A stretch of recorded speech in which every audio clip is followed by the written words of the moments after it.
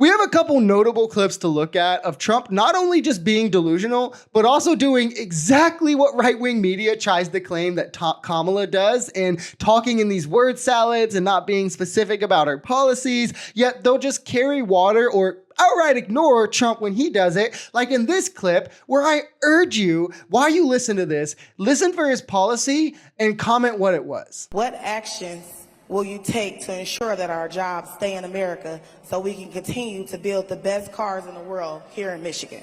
So pretty much as we've been saying, and what I want to do is I want to be able to, look, your business, years ago in this area, I was honored as the Man of the Year. It was maybe 20 years ago. Oh, and the fake news heard about it. They said, it never happened, it never happened. And I didn't know who it was. It was a group that honored me as Man of the Year.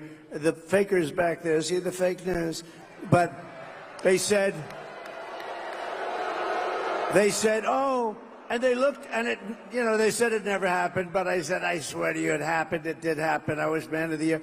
And I came and I made a speech and I said, why do you allow them to take your car business away? Why do you allow it to happen? They're taking your business away. And I didn't know too much about it. All I know is they were taking your car industry away from you.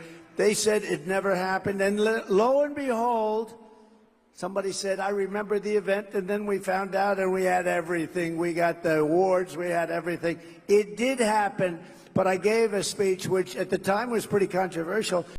So he's going to ensure jobs stay in America because he was the Man of the Year over 20 years ago. Which, by the way, there is actually no evidence of him ever winning this award. He can't even name the group who gave it to him because that would, prove that he's lying. But that's aside the point. He doesn't speak about specifics here or how his policy or plan to save these jobs because he has no specifics. He just has rhetoric and these gestures that, oh, I'm a businessman, I'll save jobs. But we saw what his first presidency was. And can anyone link a clip of Kamala doing anything remotely similar to this when being asked a question? He was asked about how he'll save jobs for Americans and talks about himself for 2 minutes. If you're voting for this guy, you're probably just as appalling as he is. I'm just going to say it. And it's as if he expects us to forget manufacturing recession pre-COVID under Trump, never beating his predecessor in monthly jobs created pre-COVID under Trump, losing millions of jobs during COVID, over 14% unemployment, far worse effects than any other country saw. But we're supposed to believe that this is the jobs guy. This is the guy.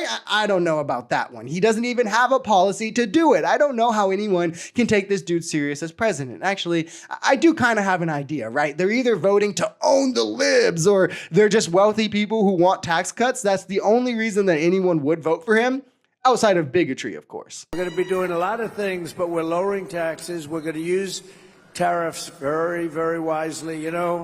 Our country in the 1890s was probably, Marcia, probably the wealthiest it ever was because it was a system of tariffs. And we had a president, McKinley, right? You remember Mount McKinley, and then they changed the name. But one of those things, he was really a very good businessman, and he took in billions of dollars at the time, which today it's always trillions, but then it was billions and probably hundreds of millions. But we were a very wealthy country. Yeah, I mean, Trump is clearly no historian. Our economic gains around that time came from our devotion to the gold standard. And anyone who understands American history can tell you that. This is like elementary level stuff. McKinley's tariffs were actually so bad and so unpopular that it led to massive losses for Republicans in the House and Senate. Kind of how Trump's first presidency and his terrible policies led to massive losses in the House and Senate for Republicans. That's seemingly is why he's shouting them out, right? It only benefited special interest groups, and surprise, surprise, for citizens, the prices went up. Because again, historical precedents alone shows that prices go up when tariffs are implemented. Prices went up under Trump's tariffs. Prices went up under the Biden tariffs. It doesn't matter what side of the aisle you're on. If you do tariffs, prices are going to go up. All economists from both sides agree on this as well. It's pretty simple economics. And there's a range of economists, economic research groups that say the specific way that Trump wants to implement his plan for tariffs specifically would raise prices by thousands of dollars for everyday Americans because he wants to double the tariffs we have already and apply additional ones. Trump is probably romanticizing 1890 because that's where he wants to return us to in terms of women's rights, civil rights, LGBTQ rights, and, equality for everyone.